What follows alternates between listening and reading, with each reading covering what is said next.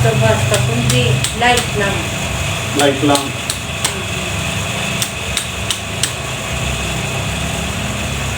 Saka pinipili nila. Pinipili nila yung taong Isipera?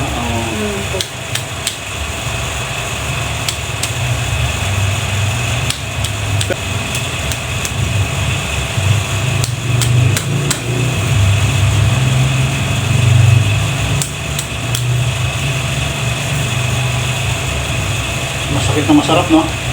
TV Bisaya 1 Advocacy for free only Chiropractic, Hilot massage, bone sitting and therapy.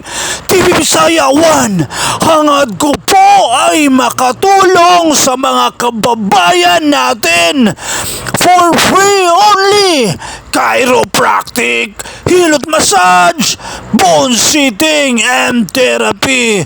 Si Nanay Aloha Estrada, residente dito sa Bagong Silang, Caloocan City. Siya po ay nagdurusa ngayon sa sakit na stroke. Oo.